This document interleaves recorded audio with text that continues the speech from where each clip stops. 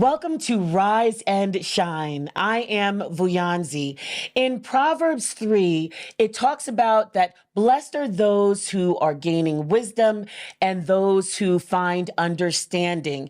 It said that she is more precious than silver and yields more return from gold than gold. Now, today, what does that have to do with our topic? Well, we're talking about understanding, specifically understanding around technology. Now, some of you will cringe a little bit when I say that because you just use your phone to answer calls and take your email messages. But today I want you to stay with us because did you know that technology can bring more ease and flow to your life? Technology can help you become more productive, more efficient. And let me ask you this. What would you do with that time that you have more of? Would you help to expand and build the kingdom of God? I got your ear now, don't I? So stay tuned as we have our conversation. Now, before we start our conversation, I want you to remember that to whom much is given, much is required. Each day, each week, we here at Family TV and Family Radio make sure that we are curating content to make sure we bring you information that brings you value beyond your spiritual life. So won't you partner with us? If you can, right here in Kenya, you can do it through M-Pesa, doing PayBill. The PayBill number is 316-316. And in the account, put your phone number. If you want to partner with us on a more regular basis, we appreciate that. So you can call us on WhatsApp at 0786 316 316 and put in the message partner. So let's get going with this conversation. Today, I have my two guests here. I'm so excited. So I want you both to tell them a little bit about who you are. And Salim, I'm going to start with you. I know you're an ICT education specialist, and probably people watching may not know what that means. So then you'll explain it to us. And you're helping to build some, technology for creatives. Tell us a little bit about what you're doing in this technological world and tell us what ICT stands for as well so that the guests know who you are and why you're going to be able to tell them about technology use today. Hi, everybody. Nice to meet you all. My name is Anne Salim. I'm so excited to be here. I work as an information communication technologist, which means I work with teams to build software. That's any applications that you have either on your phone or you can access on the web. Wow, wait, so you build that stuff? Yeah. Wow, okay, go ahead. Yes, so I work with teams, that's designers, developers, engineers, any kind of engineers that can bring it to your forefront. And then we make it accessible either from the web, the internet, the www, or from your phone when you go to your Play Store. And then you interact with it. Particularly, I'm interested in education software. That's e-learning software or mobile learning software where you can pick up new skills. But currently, I'm working on building software for the creative economy. That's actors, singers, musicians, etc. To see how we can make technology work for them. Yeah. Impressive. Yeah. Wow. Okay. This is exciting. Yeah. I'm getting excited about this technology conversation. The word technology usually doesn't get me going, but after that, I'm getting it. Yeah. So Nekesa, we're so happy to have you here. Nekesa Were. Okay. We're happy to have you here. Now, first, I want to say that I know it's your mission. You have a mission around building communities and technology. You'll fill in the gaps for us. But also, this thing is impressive here. What's that? You've been named one of Africa's top 100 African leaders by Africa Connection and the Africa Tech Festival. Yes, Connecting Africa, and the Africa Tech Festival. In 2023. That was relatively recently. That's amazing. Congratulations on that. Thank you very much. Tell us more about what you're doing in the area of technology. What is this mission that you have? Tell us more about that. Well, first of all, thank you so much for having me. This is really exciting for me, and to reconnect with Anne because we've worked together for several years. I didn't So it's a even bit know of a that. reunion. It's nice to see her when we came in. Yeah. Yeah. So yes, I'm on a personal mission to work with communities to build and innovate for themselves. So to empower themselves to be able to create solutions that matter to them, and in the process, just ensuring that their dignity remains intact. Wait, so stop right there for a second. And I know this is just the introduction, but that sounds very interesting when you say that they can have dignity around technology. I'm not sure. Can you just break it down a little bit more for us so we're understanding what that means? So you know how they sometimes say if you're not sitting at the table, then you're probably the meal, or something to that effect. Yes.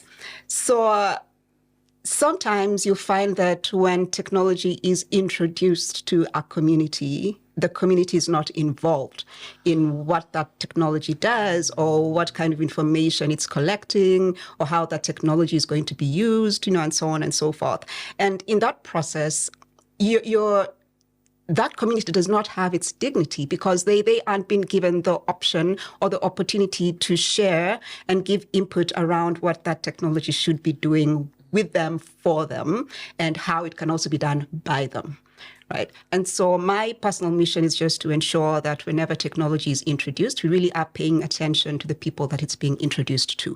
Oh, that is wonderful. And I feel like both of you, I could have you both back for another show as we get into both of these areas that you're working in. However, for today, we're thinking about everyday people. Mm-hmm. We all have phones, probably in our hands about 80 or 90% of the time. Yep. But what I was thinking about is that beyond WhatsApp, beyond texts and calls and emails, we're not doing anything to make our lives better, I don't think. So that's why I really wanted to have this conversation. But what I find is that when I'm talking about tools beyond what I've just named, a lot of people of a certain generation, mine, will kind of put the brakes on it. Help me understand why people are finding technology so intimidating. And let me start with you, Anne-Celine. Yeah. Well, there's a lot of issues with technology. I mean, it's a good tool, but it also has its dark side. So a lot of people fear it because of the misconceptions and myths they've had about it. One example is maybe technology is being used to spy on me, Because I do feel like that. Like when I say something and then it appears on my, so I do. I'm one of them. Yeah, and it's a valid concern. There are algorithms on the phones and features on the phone that tap into listening or following your browsing habits and stuff. But while that is there, there's also safeguards around protecting yourself from that interfering with you. So people fear using technology just for that, and it's a valid concern. Yeah. Okay, Nekesa, help to continue to fill in the conversation. Why are people so intimidated by technology? I mean, people are intimidated, yes, and it's understandable because if it's something that you don't understand, then you're either going to be afraid of it or you're just not going to want to use it. And so I can understand in that regard that people might be afraid of technology and also maybe just feel you're embarrassed to say that I can't use this thing. I think it was our generation when we began to have things like computer classes and so on. But before that generation, you didn't really have that option, right? And now, thankfully, our kids in school is just one of the many subjects that they learn. So they're proper digital natives, right? And so if you didn't have that opportunity to learn at your pace and later on in life, technology is being introduced, then for sure you're going to be a bit concern about what you want to adopt and what you can't. And sometimes it's out of embarrassment. Sometimes it's just really, I just don't know how to use it and I don't know where to start. But I think the great thing about this conversation is I'm hoping by the end of this, people feel a lot more clear about technology and the opportunity and also places where they can start to learn more about it. I love this. And this is making me think about something too, because both of you are entrenched in technology. So that means you have to speak to regular people like me and have to explain things. What are some of the ways, because maybe right now we can begin to cut through, what are some of the ways, like whether it's you doing as an education specialist or you when you're talking to communities who maybe really when you talk technology, they're like, no way. How do you begin to introduce and help people to shift around embracing instead of pushing away technology. Nekesa, let me go back to you here. How do you begin to get people to embrace it? I think encourage them to take ownership of technology. I like to say technology is a tool. Many times the tools that we are presented with. And if you consider, say, a pencil or a pen a tool as well, and the pencil is on the table, what that pencil does is up to you. You could take it in your hand and write something completely derogatory about someone, or you could take it and write something uplifting about the same person, right? So it's really up to you what to do with it. And I like to think of technology as a tool in the same way, right? I could pick up my phone, go onto WhatsApp, and send a rumor on a WhatsApp group. Or she's not doing that, right? But I don't do that. But I don't do that. Or I could pick it up, go onto my family WhatsApp group and say, hey, everyone, Monday morning, I just wanted to drop in and say, how is everyone doing? And I love you and God bless you. So it really is up to you as a human what it is that you want to do with technology. So I want to, because I'm hearing you say something, you're simplifying it and just saying if it's a tool. Yes. And I think maybe that's where we move away from, because we are acting as if the thing has control over us. But I love how you're breaking it down and saying just like a pen. So maybe if people today think, what are the tools that they easily have? And, I have this pen here. Yeah. Technology is just as simple as this, that then maybe we can begin to embrace it. Okay, I love that idea. And Aaron, I'm coming to you because you're an education specialist. So I have to think that people are walking into your classroom, be it virtual or in person, maybe with a guard up. So what do you do to help bring that guard down? So this is the thing. So I use technology to teach parents and kids about robotics and AI, right? Which is even more complex. And so I always... Because you said robotics and AI, and my brain just and how I break it down to the parents. And I always think about it as a tool for connecting and making change, right? So even when I'm, like right now, the most fun I'm having with parents, who are my age range right now, is... Does your child draw for you? A lot of drawings, yes. What do you do with the drawings? Oh, I stick them on my fridge and then they run out. And I'm like, do you know you can scan it and make it into an animated drawing? And then it can become living art. And so I send them the tool and they're like, okay, try with your kids and then let me know how it is. And so that's the most fun I've been having, at least the last 6 months, is just sending to random parents. I'm like, oh, please try it and let me know how you feel about this. And so they scan like a diagram, a cartoon or whatever the child drew. And then they add, the same way if at work, let me connect it with work. At work, you have to make like a presentation with PowerPoint, right? And sometimes you want the presentation to slide in or slide out, or appear and disappear. It's like a button. Yeah, transitions. Yeah. So now with the same technology, it's an AI tool, one of the tools, right? And so the parent can scan the kid's art and then marginalize it, like square it in a margin, the same way you edit a picture, right? Okay. And then you can press jump or move left and right. And then suddenly the kid's drawing is animated. And then they save it and then they can share it. So I'm trying to make sure that they can understand that you can use technology to improve existing simple things, everyday life, but at the same time have fun with it.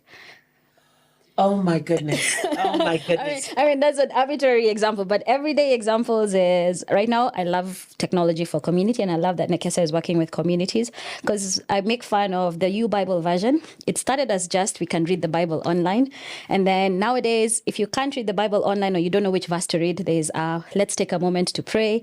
My favorite one is sometimes I don't know what to pray, so I can read people's prayers and agree with them and then click the button like amen. Yeah. And it's so efficient.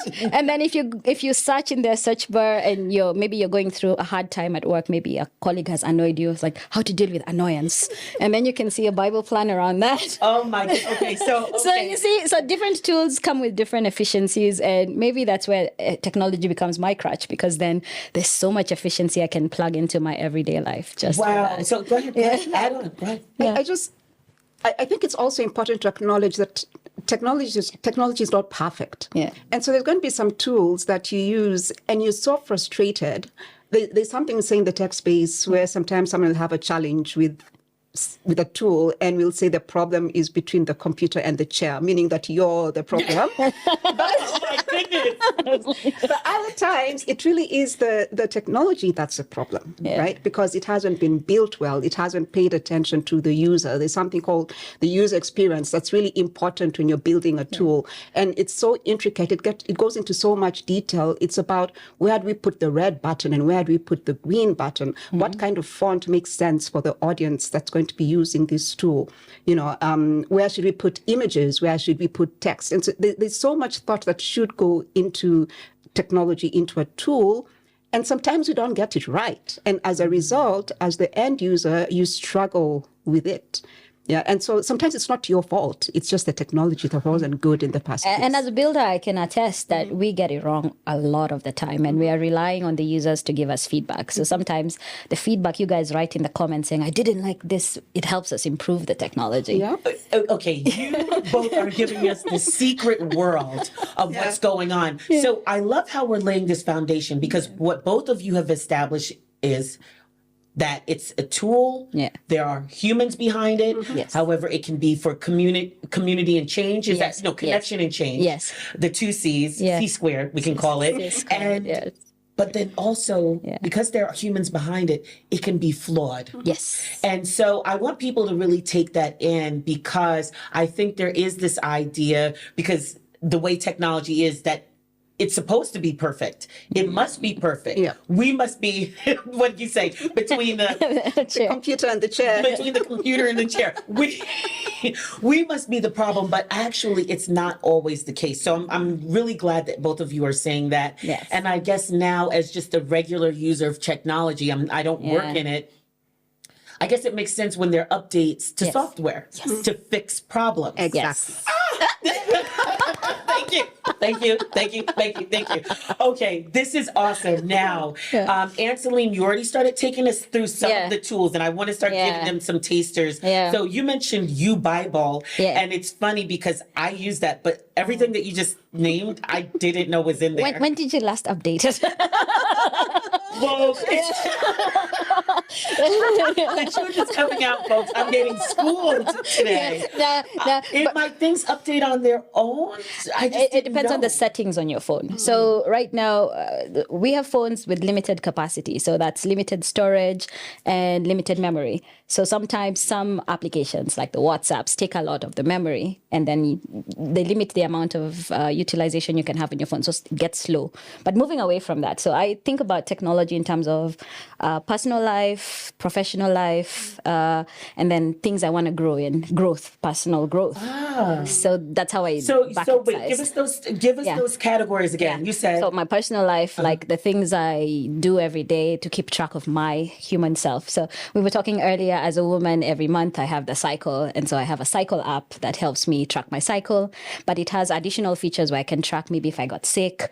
And so when I go to the doctor and they ask all these questions during the triage, I just say, 1 moment, please. And then I check the app, and then I give them the accurate information, because then maybe there's something that can help them with their diagnosis when they're treating me. oh my goodness. Wait, and so I want everyone to hear this, because it's not just, even in this, we've already named two, and I am swimming in the information. Hold on 1 second. Okay. So in this case, this is the period calendar, right? So the period app, right? Yeah. So one of the things I'm hearing is it's not just to keep track, but you might actually be able to help your doctor to know better about your body. So this is what I'm talking about when we're talking about for everyday use and making life better. Okay, Nekesa, I'm coming over to you, and we're just wetting their whistles. We'll do a little bit more after this, but Nekesa, what are some apps that folks who are listening and watching might want to start using? Well, I really liked what Anne said around the different categories of, how she decides what apps to use. I'm very much for the personal growth ones, right? And so I'm going to be looking out for any educational apps.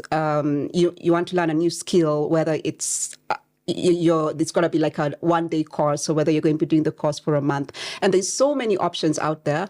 I particularly love LinkedIn. LinkedIn has lots of courses there. LinkedIn Learning, right? Yes, LinkedIn Learning. Some will take you a few minutes, others will take you months. You just need to commit to do it. I like Udemy as well, because, and in fact, as you're now going more professional and wanting to up your skill in whatever profession you are, then Udemy is a really good one. And then also, it's just that feel-good vibe, because, you know, you take the course, and then majority of them allow you to then be able to post it on LinkedIn. So if anyone's going onto your LinkedIn, and they're looking, okay, she did this from 1990 something to whatever. And as they go down, they see your certificates. And so you have your Udemy, your LinkedIn, your Coursera, you know, whatever it is. And that just makes you look just so much marketable as someone that's looking for more opportunities. And easier to find when easier hunters to find as well. Yeah. headhunters are looking for you, because then they just see your profile ranks up. Yeah. Yeah. Okay. You guys are dropping. I know these are regular life to you, but sorry. for many of us, we're trying to receive this and understand it. So you're saying to me, if a person wants that personal development, Yes. so they take Udemy or Yes. LinkedIn. Yes. Another one is Coursera. Coursera. Okay, Coursera. edX, there's so many. Yeah. So now we don't just leave it there. They don't just take it and then that's it. You just upload it in your certifications section. And then you said it takes it and it ranks as higher? Because you see, you have skills. Whenever you go on LinkedIn, you put your skills. And so when they see the certification, it can be attached to a skill. And then now when a headhunter has put like a job requirement where there's some skills levels, then your profile ranks higher. Yeah. Ooh, so then the other thing you need to do is on your LinkedIn, you can then set it up so it gives you notifications of jobs available with your skill. Yes. So now you've done your certificate courses, you've added them onto your LinkedIn. LinkedIn is reading them. And then when all these jobs become available, because you've set up your LinkedIn to send you notifications, it then tells you, okay, from what you told us, these are the jobs that are available on LinkedIn. So you better go and begin applying. And you can also see who's checking you out. Yes. Well, every week. depends. If you're paid, right? No. Even with the free, they tell you, they don't show you a specific person. Say some companies, they show the companies. Yeah, but if you make the investment to pay, then you actually see who's checking you out. Who's checking you and out. for what specific roles they're checking out based on your skills. Yeah. My mouth is open for a lot of this, so I'm going to have to close it. It's getting dry. Okay, so both of you have named, and we just named a few, but the depth of these apps and what people can be doing. So are we saying people should start using everything at one time? How do we know, just maybe a little bit right now before the break, how do we know which ones we should start using first? Because we're only just getting started, folks. There's more apps to go, but how do we know? Anne, I'll go to you. I would say it depends on your priority and preference in your life. For me, it's a big factor. So, for example, if right now, every year you set like millennial goals, what are the goals? Those goals for the year. And you say, this year I want to grow in life, and then I want to travel and whatever. So if travel is in my bucket list, then there's a travel app to aid the support of that. If financial wellness is in my bucket list of things I want to grow in this year, then financial wellness apps are included. So that's how I set them, at least for me. Yeah. Okay, Nikas? Well, for me, it's again, it's what's important to me at that particular time. But then I just wanted to suggest to your question, how do you decide? I liken it to say, if you have a child and you're taking them to school, how do you decide what school? You might do a Google search, and then you might try and seek out parents that have their children in whichever schools you're considering. And then you might, you're going to do everything that you can to find out about that school and what being in that school would mean for your child in terms of the academic track. Right. And so for me, it's the same. It's what do I want to do? What are other people saying about these different kinds of apps? You know, sometimes I'll spend days, just trying to figure out, because you'll do a quick Google search. You'll get, okay, here's number 1 to 10 of options, and then you're like, okay, let me look at number 1 to 5 and what are people saying about them, and so on and so forth. And then another thing you want to look at is what's that app doing with your information, right? And so it's possible to have a great app. It's fantastic and makes your life just so much more efficient. But what is it doing with your data?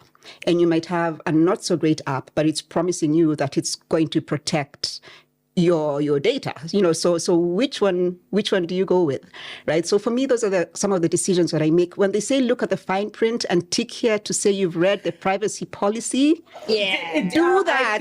I think a lot of people are with me. We just check agree because we want to get past it. Yes. But see, the unfortunate thing is then that your data is being collected, which is fine. For majority of apps, certain data will be collected, but you really want to know for sure what they're doing with that data.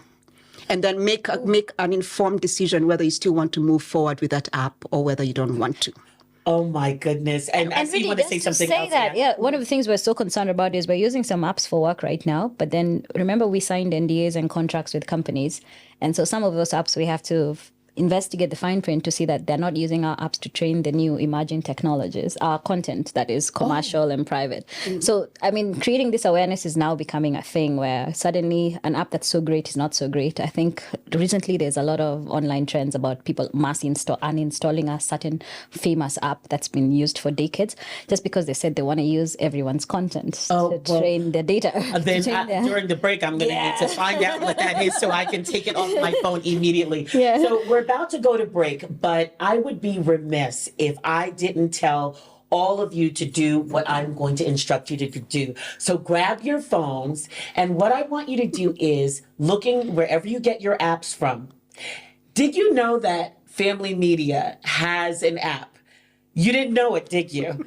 And you're not using it. So you can find each week the episodes of Rise and Shine. So go to wherever you find your apps, type in Family Media, download it, and then you can see Rise and Shine along with the other great programming here on the station. I'm enjoying this conversation. I'm learning so much. So stay with us, download the app over the break, and we'll see you on the other side.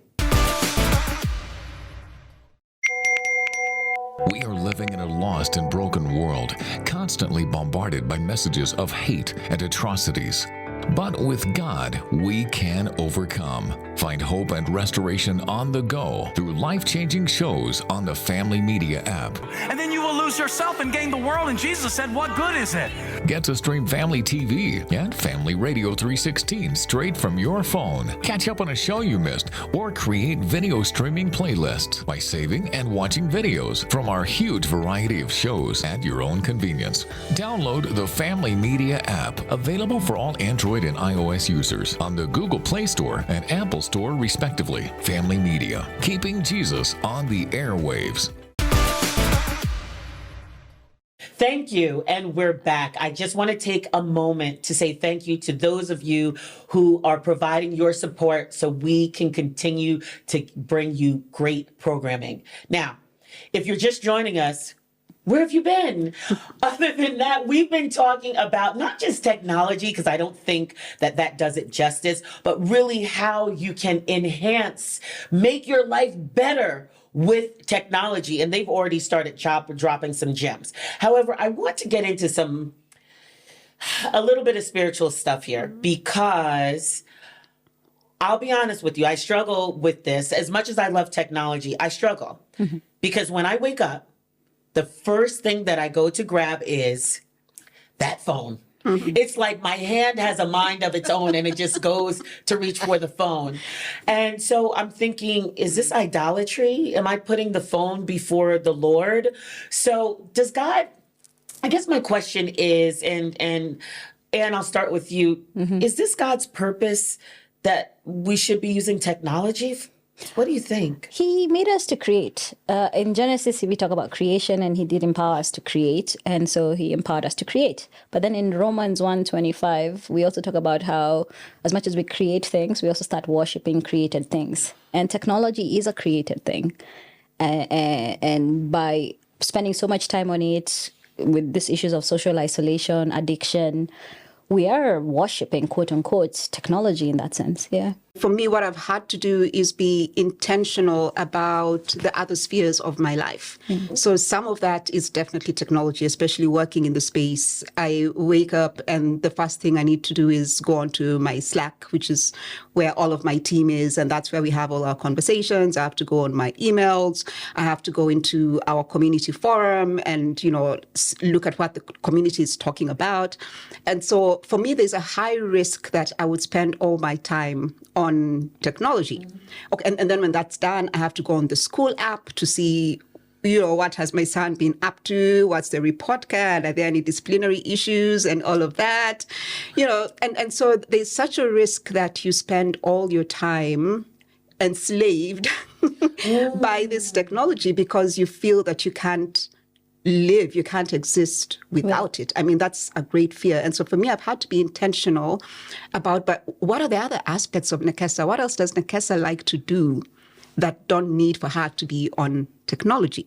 And some people call that wokeness, and I just call it being aware of myself, 360, Self-awareness. Yeah, self-awareness. Exactly. And so what else could I be doing during breakfast other than checking my WhatsApp and seeing what message came in at 1 a.m.?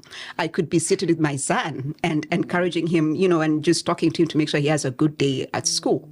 What else could I be doing other than surfing Instagram while having my lunch? I could be catching up with a colleague and just finding out a bit more about them, So Nekesa, you're saying maybe we should be asking ourselves at those idle times, what else could I be doing? Yeah.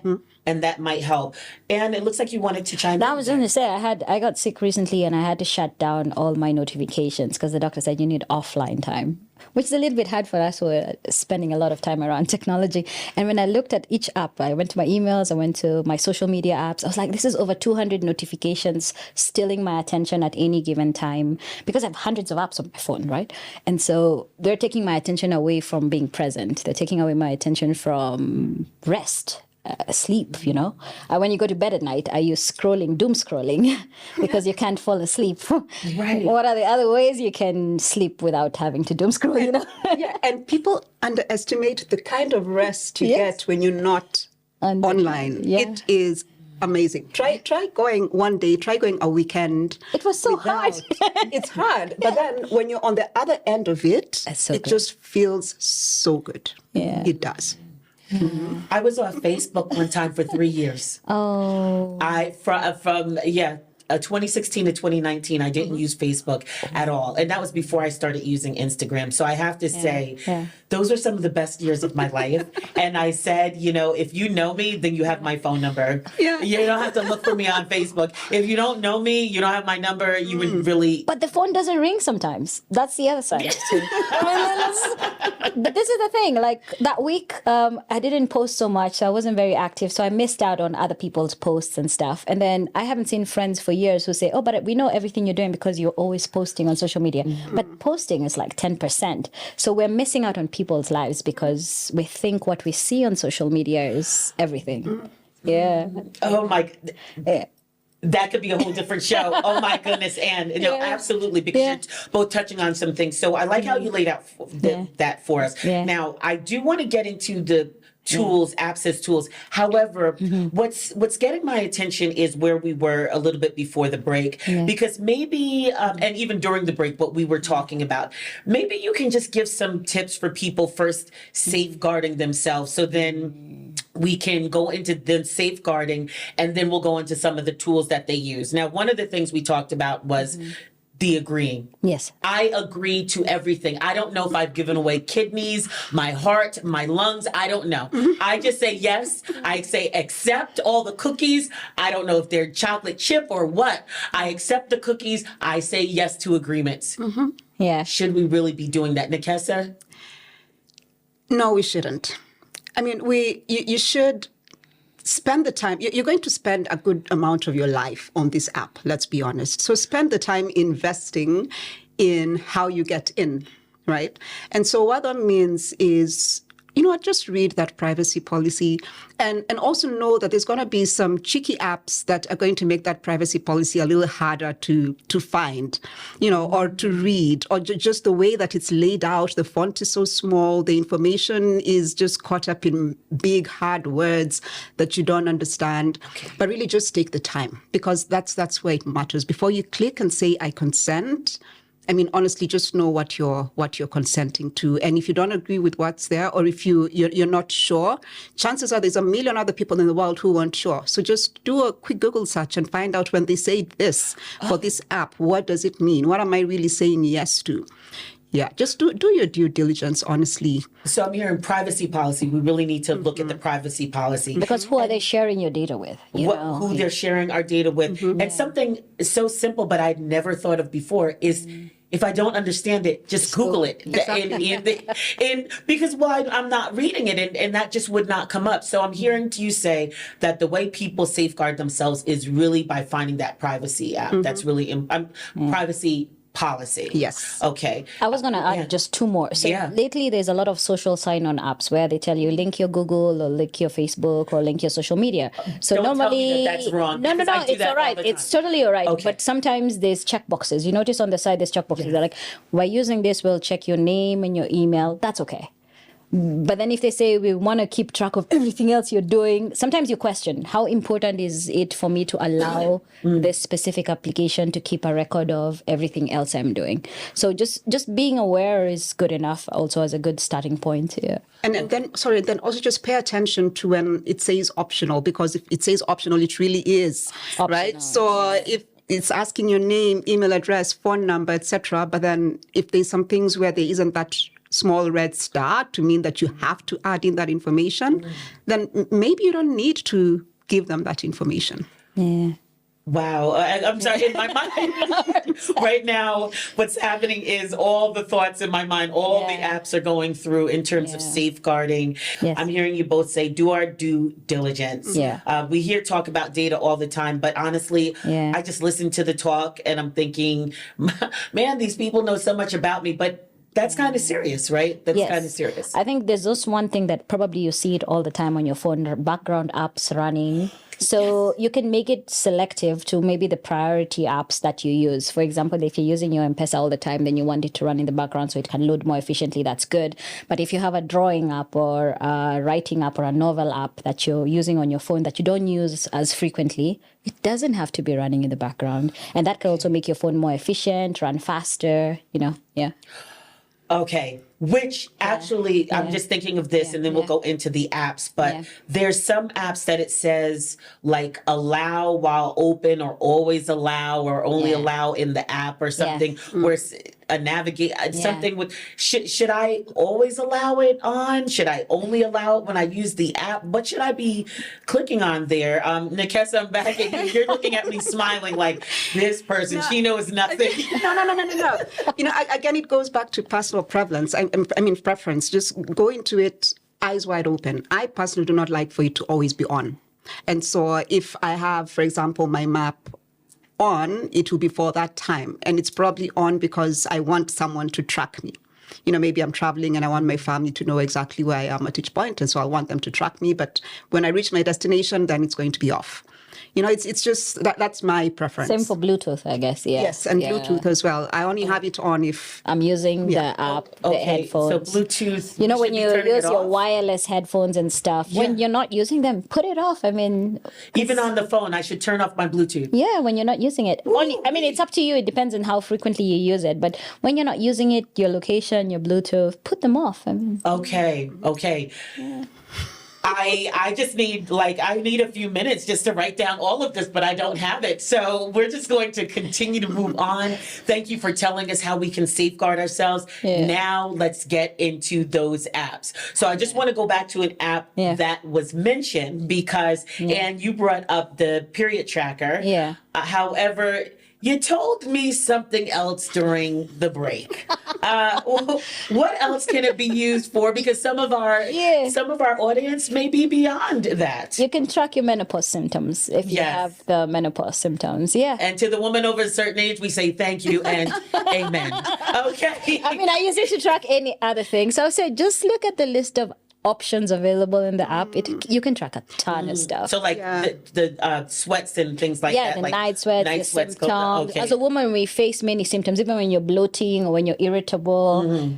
Maybe it's something in your PMSing, like in the menstrual cycle, all those weird things that happen. Yeah, so those are things you can track that can give you more awareness of how to treat yourself or how to navigate. And what is that app called? I use the monthly period tracker. It's a pink one with a flower. Okay. There's Me tons too. of apps. Okay. Yeah. All right. Yeah. Okay. I also like that it reminds you to examine your breasts. Yes.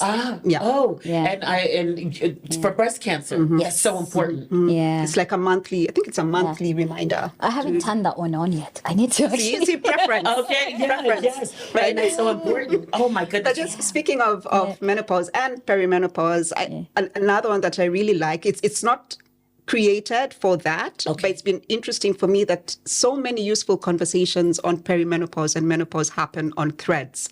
I don't know if you're on Threads. I'm scared. I'm scared. So you're going to need to school me, and I'm sure there's This is the the audience Twitter members. version of X. X. Yeah.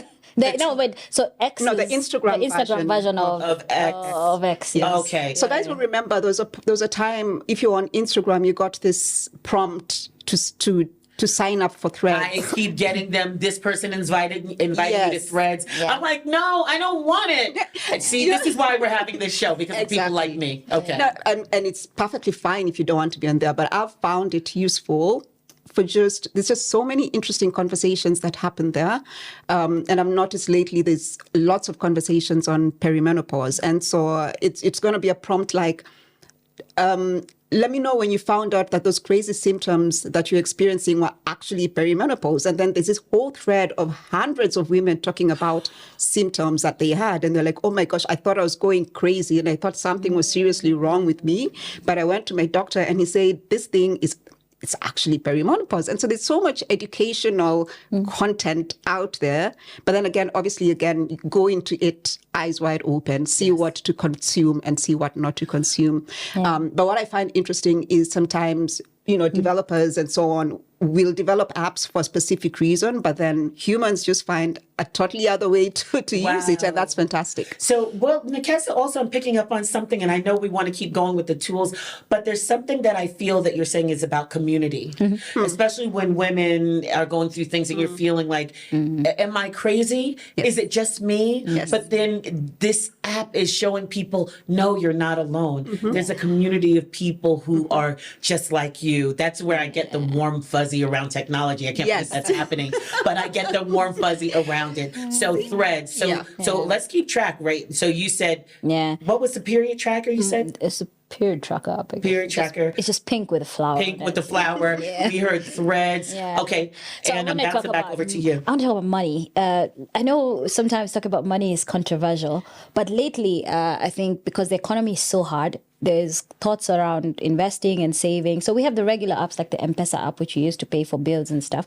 But there's other apps. And I'm sorry, just because some people may not know what M-Pesa is outside of here. Mobile money payments system, I guess, where I can send you money through your phone by clicking a button. Yes, it's very easy. So, I mean, and the app has been enhanced. It's now a super app. It gives you access, to credit cards and stuff like that. Like you can use your M-Pesa with the global card and stuff. I'm excited about access to offshore stocks. So there's people around our age. Offshore stocks. Yeah. I mean, I use Facebook, Twitter, LinkedIn, all these apps, Netflix especially, so much, but then I can't access their stocks. So lately there's a financial app called Ndovu. Ndovu. Ndovu, like Ndovu, like the elephant, right? And right now, I on didn't my know that phone, meant elephant, but thank you so much. I'm getting Swahili lessons. Right now, I can now buy a share of Facebook, a share of Amazon stock, a share of Netflix stock from the touch of a button on my phone, which is exciting for me as someone who is working right now and also concerned about my financial security. That alternative ways to saving from the bank and other things I can also save through stock, Okay, so I'm hearing we can even increase our finances, right? Yes. Live more abundantly by using the app Ndovu. Wow, I had never heard about that. We're still doing popcorn. We're still going popcorn. Nikesa, what app are you I mean, I'm all about the efficiency. And so if I can do multiple things at a go, I'm happy to do that. So I really like the shopping apps, and majority supermarkets locally now have an app. So you can go on I'm and a Carrefour user. yeah, Yes. me too. You can go on and do that. I also like Instagram as a place to shop for my clothes. Actually, I can't remember the last time I walked into a shop and, fitted and so on, because I've created my relationships with these shops that I go to on Instagram. And they now know me, So we went through a period where they would send stuff and it wouldn't fit, so I would send it back.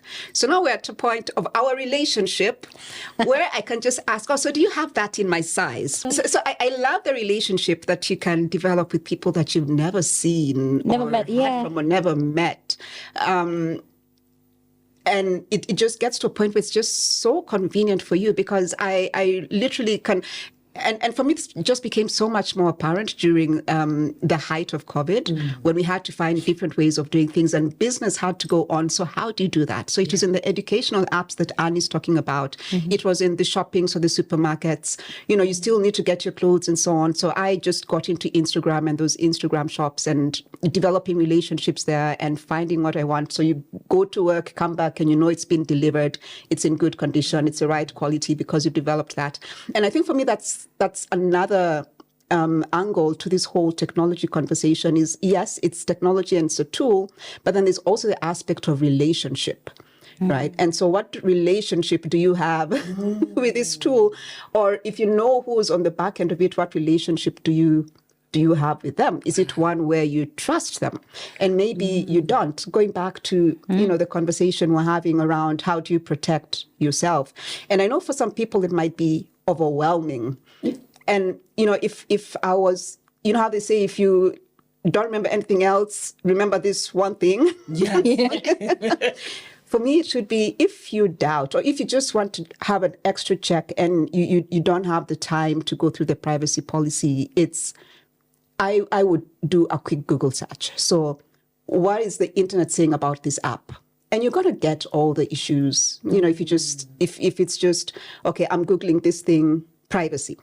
You're going to get any issues that have come Never up. thought of Or that. even the comment section in the App comments. Store where you're downloading. Yeah. So there's fraudulent apps. So so as single in her late 30s, I'm struggling with entertainment and fitness.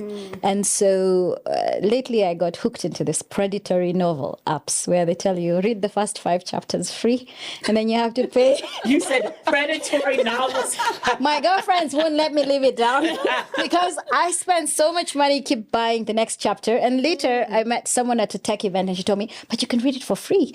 And I was like, do you know how much money I just spent? Because every 5 chapters you have to pay to buy tokens and stuff.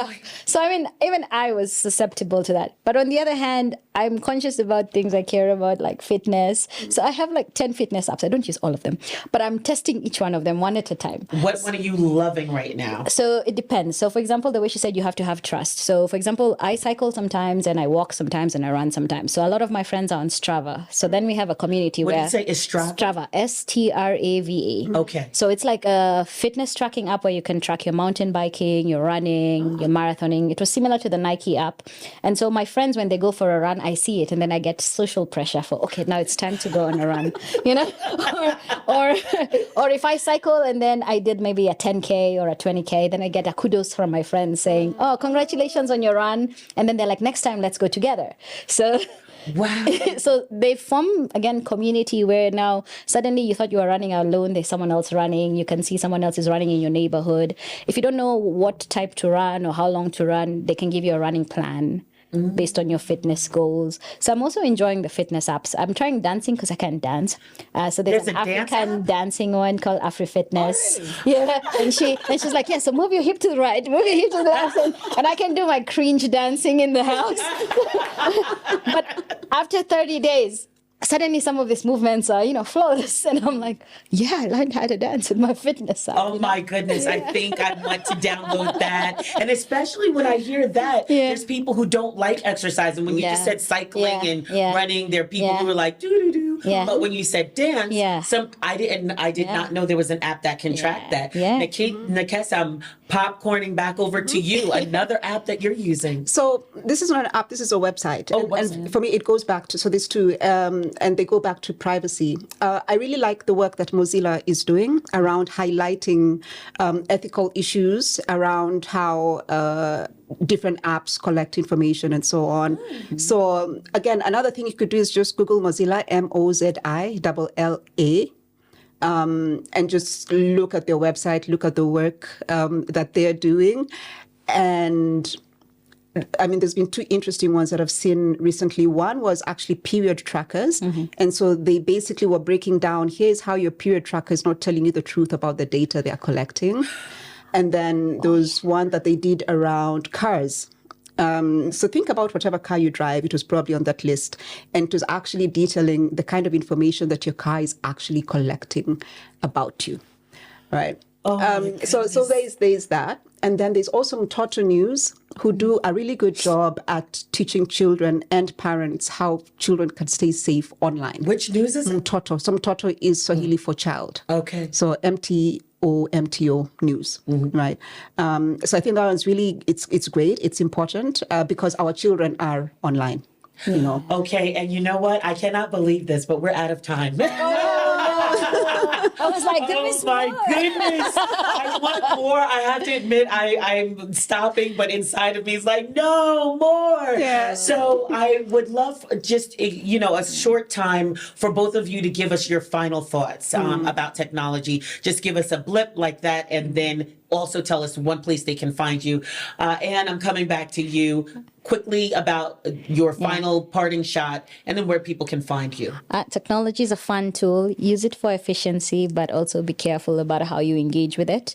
Don't give away too much of your personal freedoms to the technology, and instead ask yourself, why do they need it, as you engage with any tool. But this was fun. Right. Where can people find you? You can find me on Instagram or Twitter as Anny320. So ANNY320. Okay. Thank you. Thank you so much for being here. Nekesa, short word and where people can find you. Technology is fantastic. I think it's opened up a whole new world for us. It did for me sitting here. Definitely. I encourage people to embrace it and use it for what matters to them. Take ownership of the process. I think what's really missing in the world right now is the authenticity. And so if you can embrace technology and infuse your authenticity into it, then hopefully we can make a difference. Oh, and where can they find you? Find me as someone in technology on my website, nekesa.co.ke. All right. I'm sure everyone will be looking for both of you to help them out. So we thank both of our guests for being here today, Anne Salim and Nekesa Were. Just remember that your transformation with a renewed mind not only impacts you, but the world around you. So keep shining. This is Rise and Shine, and I am Vuyanzi. Thank you so much for tuning in.